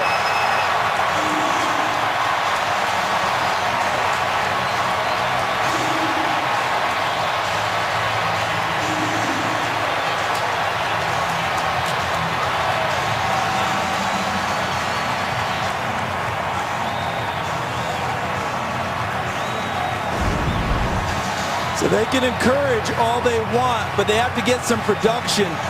And Nick Foles, when he starts to move out of the pocket, he's trying to come all the way back across field to Bradley Marquez. And he had some green in front of him, too, to run a little bit to try and get close to that first down marker. That's such a low percentage throw to begin with, but when you're down 24-7 trying to make something happen, sometimes you force yourself into yet another error. Leon Hall with the 3rd most interceptions in Bengals franchise history. He now has picks in back-to-back weeks. A scoring interception this time for Hall, and the route is on in Cincinnati. 31-7 Bengals, 5:20 to play in the 3rd quarter. Been such a good Rams defense this entire year. But they have surrendered already 316 yards of offense. We have a long way to go. It's hard when you're on the field a lot. Yep. Offense isn't giving you much. You're playing a bad field position. It's tough. Feel for those defenders in St. Louis. And guys, there's a mistake by Cincinnati. Excellent play by Jenkins. but St. Louis can't do anything with it. Now here's a mistake by Cincinnati, Tony, and Tyler Eifert picks up the football, and then they pay it off to A.J. Green. Yeah, it's you know, all of a sudden you have a switch of momentum going to St. Louis, and Cincinnati never gave up. They just kept fighting and fighting, and you saw the fumble recover by Eifert, and it was just, you know, things just aren't going the right way for St. Louis right now. I know for some Cincinnati fans, when Marvin Lewis says, I like this team because they respond well to adversity, they don't want to buy it because of the past playoff issues. But we've seen today, anytime they've had any small adversity, they've responded to it very well. Early, a 3, maybe 4-yard game. Let's check in back in Los Angeles with Mike Hill. Red Heart Chiefs coming back against the Bills. Alex Smith finding Travis Kelce for the 15-yard score, making it 21-16 Chiefs. And then the dance moves. I think he learned that from you, Charles Davis. Back to you and Tom. I don't know about that. Kelce's from right here in Cincinnati. He might have learned it somewhere around these parts. That looks like something from the Natty. The Natty, like it. Straight from the Natty, Travis Kelce. How about those Kelce brothers? Oh, yeah. One in Philadelphia, holding down the middle at a Pro Bowl level. Right. Another one's a Pro Bowl level tight end in Kansas City. And then they have the brothers also in the NFL from here. The Selleck brothers. Not so bad, huh? Not bad. Not bad at all. 3rd down and 3. That had no chance from the beginning. Wallace Gilberry went unblocked. And the Rams will punt it. Well, he just flashed through there, didn't he? And he was right in the face of Nick Foles. And he had to get rid of that fast and blind. Because I think Gilberry, watch Gilberry here, right at the quarterback. Okay? I think he just obscures his vision. There's nothing there. He had to get rid of it. And look at Maluga, who was on the play anyway. Cincinnati playing with extreme confidence on defense. Becker puts a right foot on it. Brandon Tate from the 25-yard line. And he is chased down 3 yards later. Well, it's all down to one game for a chance in that college football playoff. Michigan State and Iowa. 5th-ranked Spartans, 4th-ranked Hawkeyes. Coverage begins Saturday, 7 o'clock from Indianapolis, Indiana, Naptown, only on Fox. How was that Fox game last night, guys? Notre Dame. Oh, man, that was a killer game, wasn't it? My That was a death knell in my house, my bride being a Golden Dome alumnus. And look at this formation here. We're getting out of Cincinnati. Now they're bringing it back inside. They put a lot of things on tape for teams to have to prepare for. Yep, eat up that practice time of your opponent. Back to the ground with Jeremy Hill, who's had a very nice game today. 13 rushes, closing in on 70 yards. And that would be a season high for Jeremy Hill. He's still finding the end zone. He's just not giving the production he got. Because remember, last year it was, what, 1,124 yards and 9 touchdowns. He had 7 touchdowns coming into today, 6 of them on the ground. But he wasn't getting the yardage.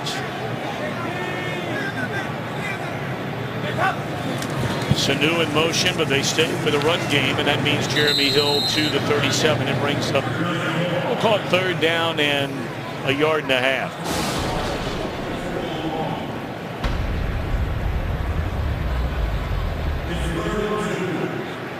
You know, Tom, talking about your wife being a Notre Dame fan, I want to thank you. You know, everybody, Tom hosted us a beautiful party last night. Great food, entertainment. I mean, the whole 9 yards. We couldn't get the fire started, but well, thanks for reminding me of that. Really appreciate it from you, Polly, your wife, your kids, Ella and Luke, 2 great kids, too, very respectful. And I appreciate you going and doing that for our whole crew. Well, there, thank Tom. you. I'm just glad you're feeling better today, because you were walking around in a lot of pain last night. We're not sure you were going to be able to answer the bell, and there is my far better half. Yes, your beautiful Polly, bride, and look at your Ella, children there. Son Luke all painted up today. Look at that. Look at the kids right there, huh? Mother-in-law Martha. You always have to mention the mother-in-law, T. Yep, across the street. We parked in our driveway, which is very nice. Didn't have to walk too far in the rain. What was really nice, she didn't come out on her front porch and tell you to get off of her lawn. Exactly. No, she leaves that to me. She throws me off for a walk. Oh, and the dog too, right? Two of them. Yeah, they're doing good.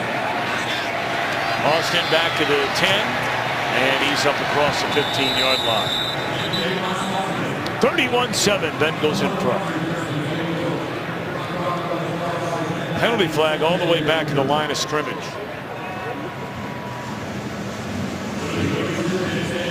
We're being told, by the way, from the Bengals sideline that Tyler Eifert suffered a stinger. Holding return team number 50 during the kick.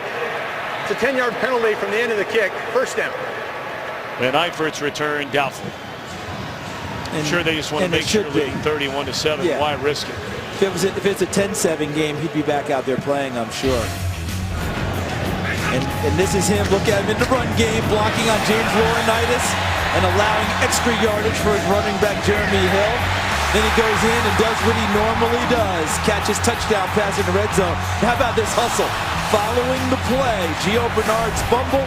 Tyler Eifert recovered it. One play later, A.J. Green caught a touchdown pass. So Tyler Eifert has figured into this game in a huge way yet again for Cincinnati. That's the play of the game, I think. I mean, it's just the overall hustle that coaches always tell you to follow the ball downfield. You never know when you have to throw another block. And sometimes you become the hands team downfield, and Eifert did exactly that. That's right. You can never be wrong being around the ball. Foles steps up, throws, and it's batted down again by Dre Kirkpatrick.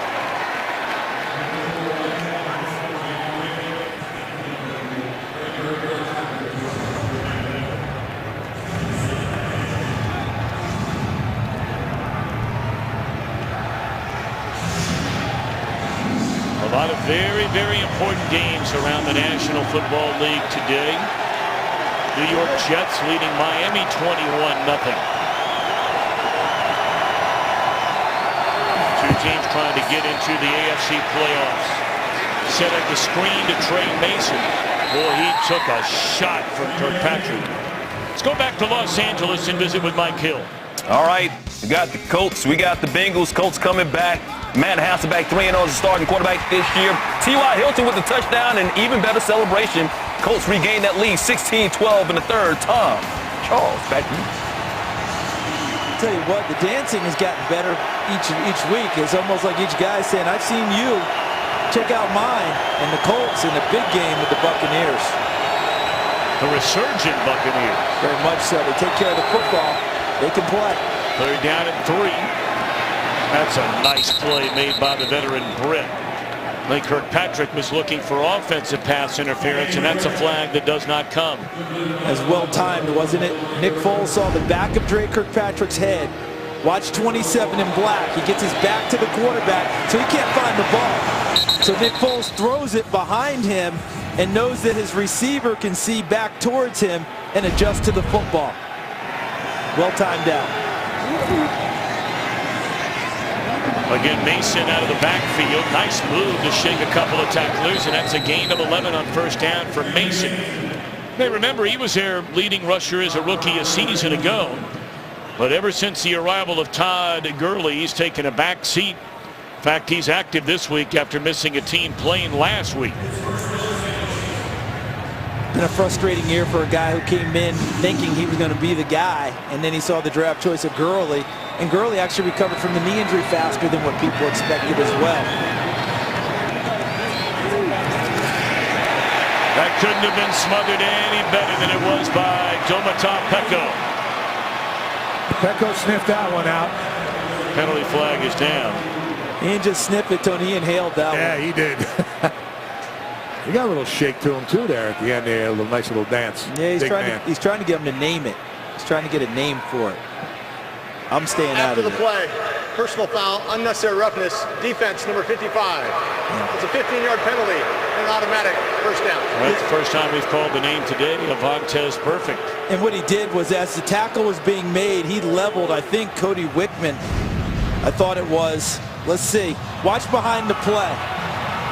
Right there. And that's what they call. Excuse me, it was Tim Barnes, the center. Now, we talked about it in the open. You can't have dumb penalties like that. Right now, obviously, you know, with the score the way it is, it doesn't really affect it too much, 31-7. But You can't have those penalties. They're going to come back to haunt you. The end of the third quarter. The NFL on Fox continues after a word from your local Fox station. Rams have had the football 8 possessions, this being their 9th. They have punted 7 of the 9. 6 of the 8, I beg your pardon, this being the 9th. An interception, and they have the 1 touchdown. They're down 31-7.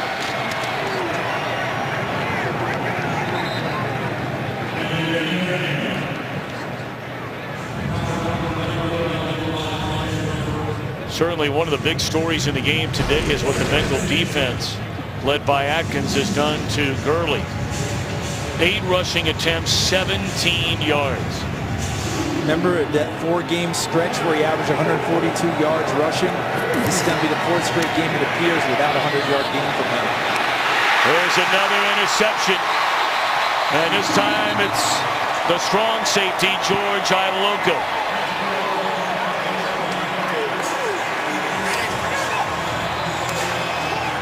Another rough day back into the starting lineup for Foles.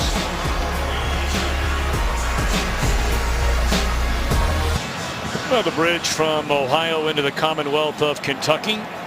And there'll be a lot of dancing going on at the end of the day today in the greater Cincinnati area. Their Bengals about to end a very modest 2-game losing streak.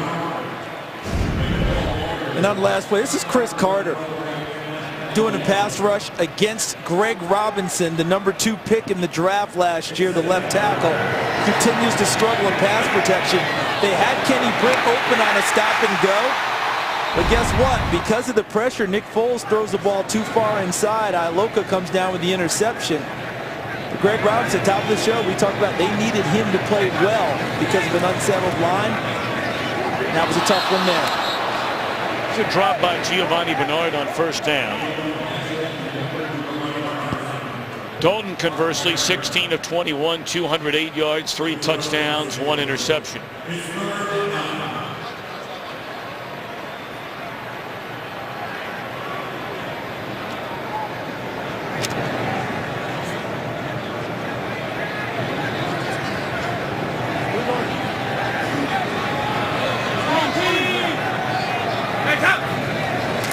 Third down and 9, fake it one way, come back the other way. And getting a rare chance with Eifert out of the game is Tyler Croft. 3rd-round pick, a rookie out of Rutgers, and he just fell down. I think the excitement of the first catch of his career Yes. knocked him over. Because if he caught it, he's like, is that a pass for me? And Andy Dalton may tell him, not anymore. He'll remember that one for a long time. He'll remember that one. So will his teammates, right? Yeah. On Monday. Oh, film would be something on that one. I wonder if it's going to last that long till Monday. Somebody's got to be giving it to him. Bengals are giving it to the Rams. 13:04 to go. Screen to Gurley. Spins away from 1 tackle, and a nice gain on first down. A pickup of 12.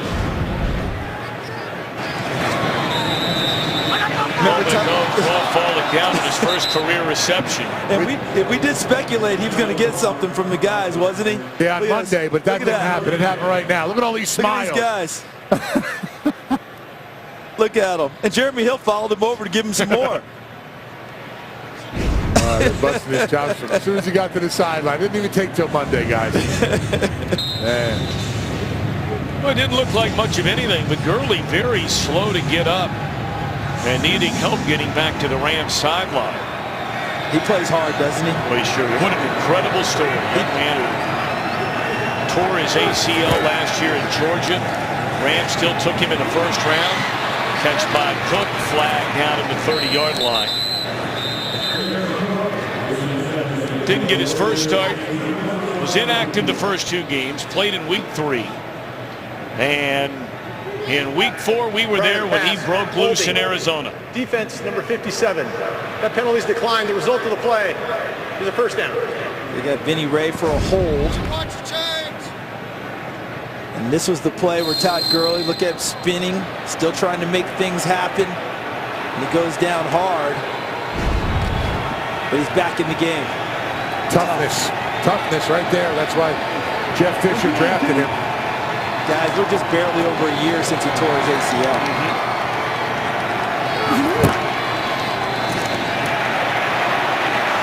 Breaks a couple of tackles, still on his feet, and takes a negative into a positive. That'll be a gain of close to 4 on first down. Chris Carter had a full-on shot, Tony. And Gurley, really, I don't think he even saw it and ran through it. Watch Carter here. I mean, watch Gurley just keep those legs moving. They're never on the ground stopped. His active feet, doesn't he? Really active. Austin able to get out of one tackle, but staying with it was Dre Kirkpatrick. Kirkpatrick's a guy that looks like he's really starting to live up to all the billing coming out of Alabama. He did not start his first 2 years in the league. Late in the year last year after an injury to Adam Jones, he came in a big night game against Denver.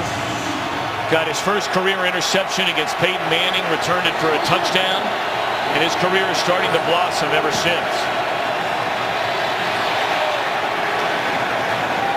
Flag down on a catch by Austin. With the reception. There is a penalty flag on the field. Holding. Offense. Number 73. 10-yard penalty. Replay. Third down. Big Greg Robinson out of Auburn.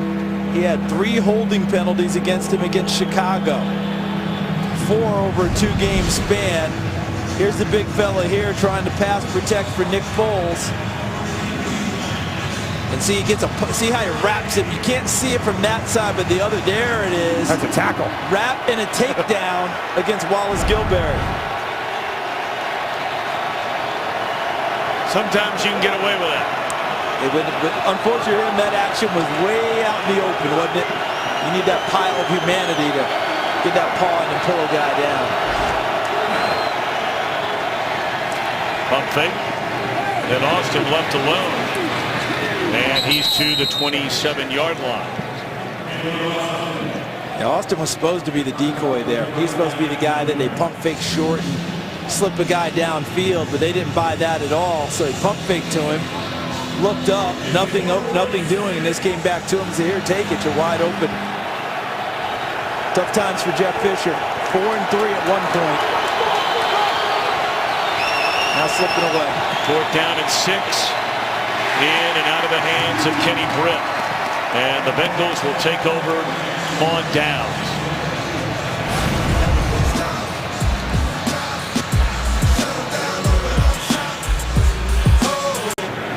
Look inside our television truck underneath Paul Brown Stadium. Our producer Mark Titleman, our director Greg Scopatone.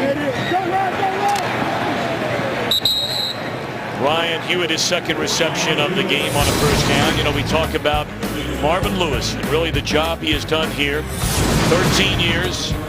Belichick, 16 years, 4 Super Bowl titles. Tom Coughlin, 12 years, a pair of Super Bowl wins. Marvin Lewis still in search of his first playoff win, and there's no debate. Brought it up the other day, and we talked to the Bengals about it. We talked to Hugh Jackson and Andy Dalton about it, about the proverbial elephant in the room. But Tony, I thought you brought up something earlier that is so true, and I think you have to be familiar really with Bengals football to know what an incredible job Lewis has done when he took over this franchise, getting from A to B. Now, can he get him B to C? We'll find out down the road. But this was a franchise, players were in trouble. They were losing year after year after year. You rarely ever read bad things about their players anymore, and they're winning a lot of games. You know, I was with Marvin a couple of years prior to that. We won the Super Bowl in Baltimore. You know, when he came here, he had to make a lot of changes. That locker room was not up to par with exactly what he wanted here. I mean, every week you would read, you know, somebody's arrested, you know, everybody's, you know, some guy's doing something wrong, and all the problems. He had a long, you know, time to weed out all the problems that he had in the locker room, and then he finally got it dialed in, and then they started winning. And I think Marvin, you know, he's been successful here. He's been very successful. But, you know, when you get into the playoffs, it really, you know, it isn't the coaches. It's the players. You got to go out there. You got to play. You got to want to win. And I don't think, you know, they haven't won here in so long and haven't been in the playoffs and won in the playoffs that they need to go and find a way. And I think today is a great example of going and getting it done. And I really think this Rams franchise could look at this Bengal franchise as to how to get it turned around. Because we brought up earlier, and Marvin was the first guy to give all the credit to the owner, Mike Brown. He said, look, I told him a number of things we needed to change. And ownership said, whatever you want to do. Because the Rams have been down for so long, and it really doesn't look like it's getting a lot better. And that's not a good sign. Jeremy Hill, who has 85 rushing yards in the game, limps off.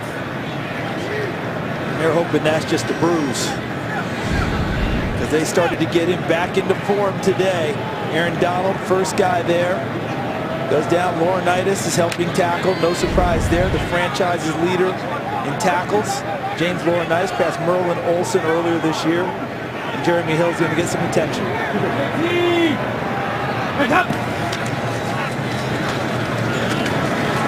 Giovanni Bernard, a second down carry to the 37-yard line. And let's send it back for a game break and check in with Kurt Menefee. All right, Kansas City trying to win its 5th straight, holding on to the lead against Buffalo. LaShawn McCoy, 10-yard touchdown. They missed the 2-point conversion, and that's the difference right now in the third quarter.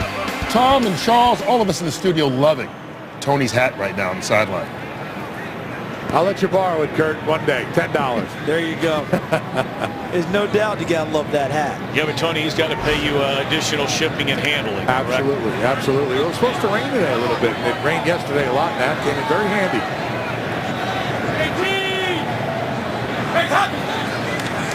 3rd and 3.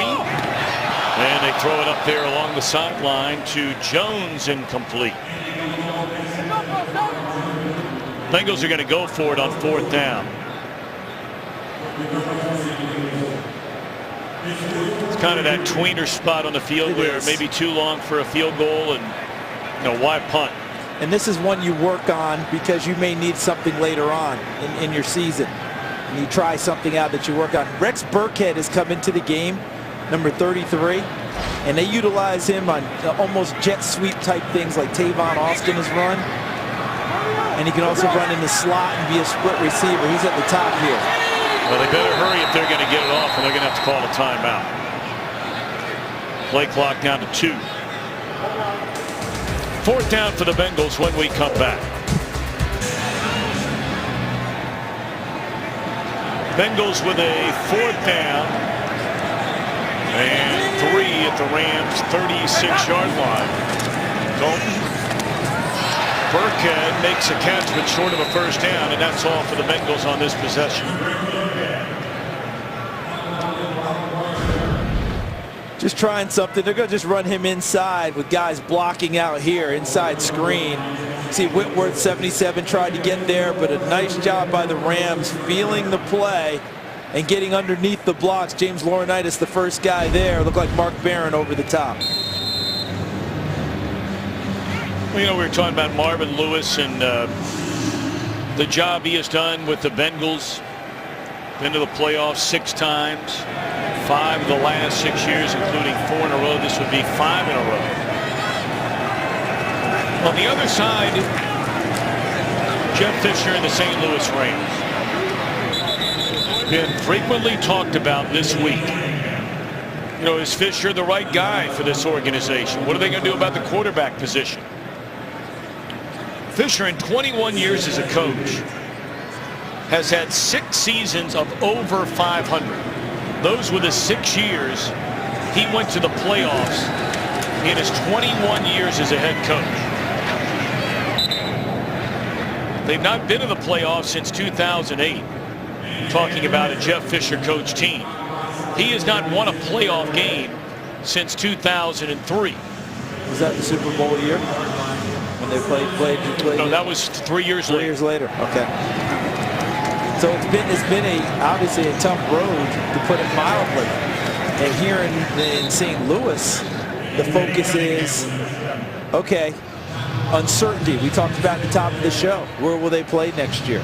And part of the reason Jeff Fisher may be in this spot right now is he's guided a team from one city to another. Actually, he did it 2 cities first, taking Houston, the Oilers, first to Memphis, and then to Nashville, where they're now the Tennessee Titans. So he has experience in this if indeed St. Louis is making that move. The other part is quarterback. I think we showed a graphic up there before. Was it 17 different starting quarterbacks at a certain point? Well, since 2003, the starting quarterbacks in St. Louis, that list is just, I don't know if we don't know if we have enough screen for it. I mean, this is a list that goes on about different guys since Kurt Warner was in the helm in St. Louis. And the success rate, the best guy is a guy by the name of Jamie Martin, who was 4-1 as a starting quarterback in St. Louis. And that's just where your struggles are. Because right now, Nick Foles got a new contract coming in off the trade. Is he really the guy? You know, they already have benched him once this year. Case Keenum came in for 1 game, got hurt, concussion. That's why Nick Foles is starting this game. Is he really the guy? They gave him a contract that said they were committed to him. But is that really the case? And Sean Mannion, they drafted in the 3rd round last year out of Oregon State. Today's his first game active and up in case he has to play. Oh, big hit delivered by Ray Maualuga on Trey Mason. And to put a count, and you're going to see the big tackle here by Maualuga. See Trey Mason coming back inside, and Maualuga does what he does best, which is fire off and smack someone. Trey Mason got some moves, guys. Watching him down here in the end zone, I'll tell you what, he makes some great cuts. Very explosive also. Worked very hard in the offseason, Tony, on his speed and quickness. And then Todd Gurley showed up. Made things tough on him. Good 1-2 punch, though. Gurley and Mason. Well, Mason, again, is a rookie out of Auburn last year. Carried for nearly 800 yards, led the Rams. And now really just a forgotten man, Kenny Britt, inside the 21st down Rams. Clock under 4 minutes to go. And you know, one other thing, guys, we keep talking about the quarterback and this and that. How about those veteran guys who are big-time players who've had to go through this? A James Laurinaitis, a Chris Long, who have committed. They do all the right things. They do all the extras. And there's no payoff in wins and losses for them. Almost intercepted.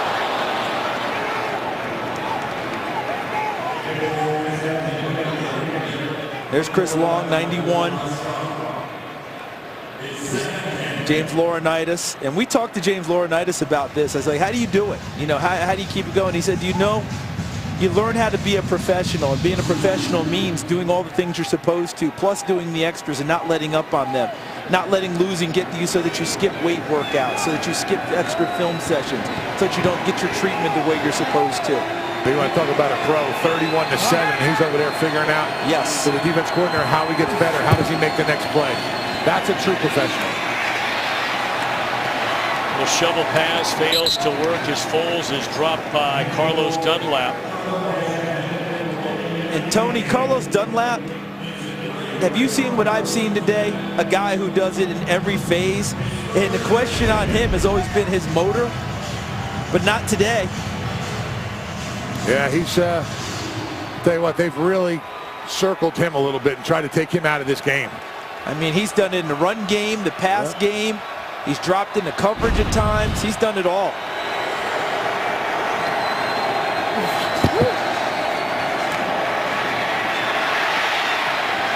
Fourth down and 10.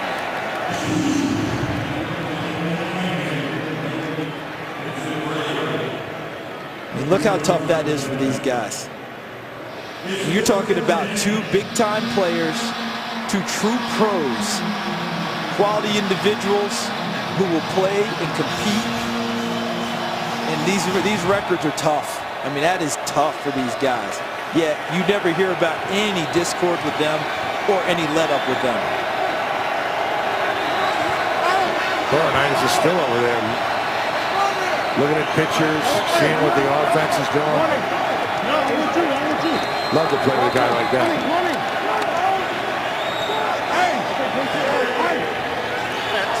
delay a game on a fourth down and 10.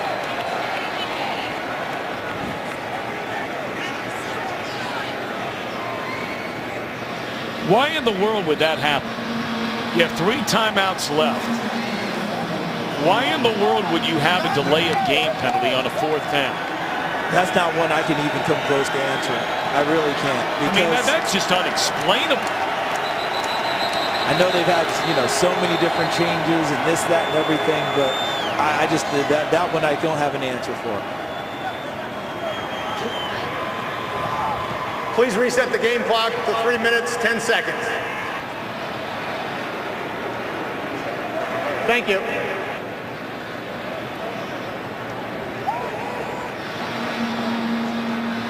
St. Louis was 4-3 the last time we saw them. They're about to lose their 4th in a row.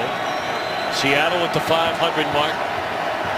And the Bengals a 2-game lead over the Steelers, who play in Seattle later this afternoon. 4th down and 15. Foles hit as he throws and nearly intercepted. Incomplete. Nearly caught by Wes Welker. Yep. Ball was touched by the defender, and Wes Welker kept his eyes on it. Watch, he almost catches his ball. It turned into a knuckleball, didn't it? Yep. Leon Hall tips it. Welker, there's what you're talking about, Tony. Yeah. Almost pulls it in with one arm. But the officials determined that he wasn't able to haul it in. Yeah, see it hitting the ground. And how about that? Wes Welker, they signed him. This is his 3rd game now. And I believe that's the first ball that was even in his area today. Well, A.J. McCarron will come on and replace Andy Dalton. 5th round pick a year ago out of Alabama, leading the Crimson Tide to 3 straight national championship games and won a couple of them. He missed all of last year with a shoulder injury that occurred while still playing for the Crimson Tide. Yeah, it hurt his off season. He didn't go to the Senior Bowl, hurt him going to the Combine, and getting ready. And he ended up getting drafted lower, way lower than what he expected, and I think what a lot of people expected. But he put in the rehab time. He's getting his body back together. And I can tell you that within the Bengals organization, they are really excited about A.J. McCarron and what he brings to the table. Yeah, the question is, when do you ever get a chance to play? We know life is a backup quarterback, and nobody prays for the guy in front of you to get hurt. McCarron, for the first time, got to play in the preseason, looked very good. All right, Charles, we've seen the Bengals. Now it's 1 game, and against a Rams team that's down, and 2-minute warning coming up. When we come back, I want to ask you and Tony. Bengals stacking up against the rest of the AFC looking into December and January. Well, Bengal fans making their way out of Paul Brown Stadium. 31-7 lead in the 2-minute warning. A.J. McCarron taking over for Andy Dalton. He's going to get a chance to throw a pass. How about that? First completion in his NFL career. One of college basketball's best rivalries renewed right here on Fox. Syracuse, Georgetown. Boy, how many great ones do they have? Oh, my goodness. Boeheim v. Thompson. Oh. Saturday, 12:30 Eastern, only on Fox. You remember when Georgetown went up there and beat Syracuse in the last game ever in Manley Fieldhouse? And I think Syracuse had like a 50-something, 60-something game home streak. And they went to Thompson after the game, Big John, and they said, well, Coach, he goes, Manley Fieldhouse is now officially closed. And you talk about igniting that bad boy. It's good stuff, though. Oh, they got after it up there now. And just think they're both in different conferences. Syracuse now in the ACC. Our game produced by Mark Titleman, directed by Greg Scopatone. This is Wes Welker on the punt return. Our associate director, Alex Olson, and our broadcast associate, Jordan Wolf. A.J. Green, a pair of touchdown receptions today. Austin had a big 60-yard run.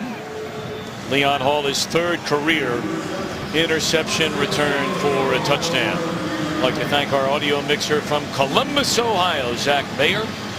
And as always, up here in the booth, Mr. Tom Barbary and Mr. Scott Snyder, also a native of Upper Arlington, Ohio.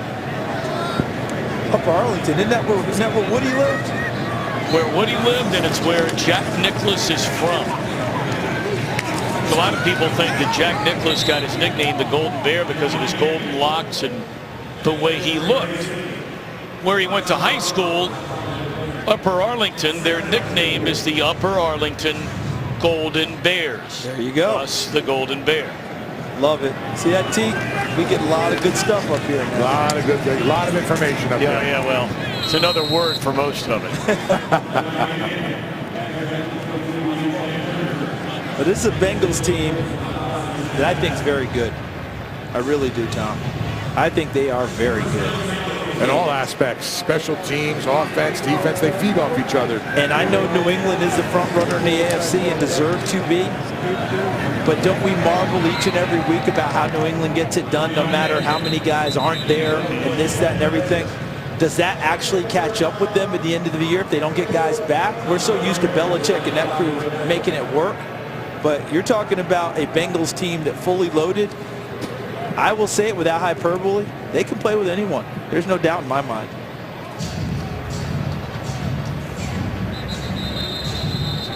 Nine and 2 with a win today. That'll tie for the best start in franchise history.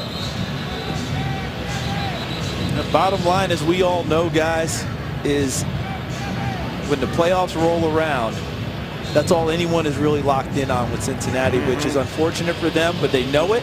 And they told us. They know it. It's like this, was it the old Star Trek? What was the old TV show? This is your mission should you choose to accept it. Mission Impossible. Mission Impossible. They know. And they've chosen to accept it, and they're ready to go after it. Sean Mannion's in there firing now, huh? Young man out of Oregon State.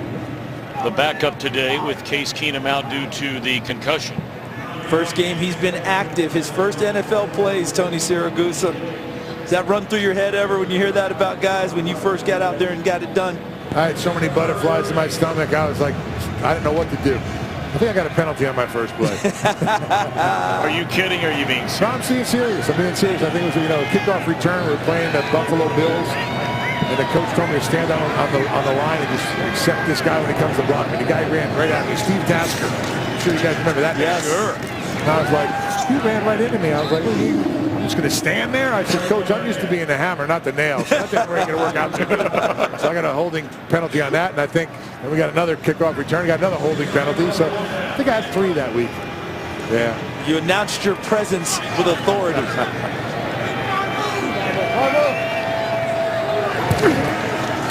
Final 18 seconds from Cincinnati, and the catch is made. Clock will continue to run, and that ought to do it.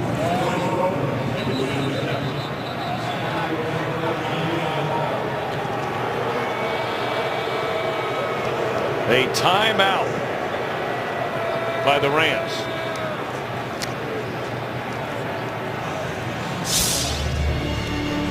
Want to thank all the men and women in uniform serving around the world in 175 countries aboard ships at sea on AFN, the American Forces Network. God bless you all. We can't thank you for your service. Hope you're enjoying the game. Sorry you're away from your families. Standing tall, strong, and proud for the United States of America.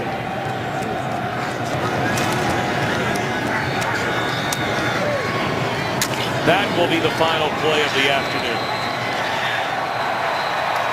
Marvin Lewis and the Bengals go to 9-2.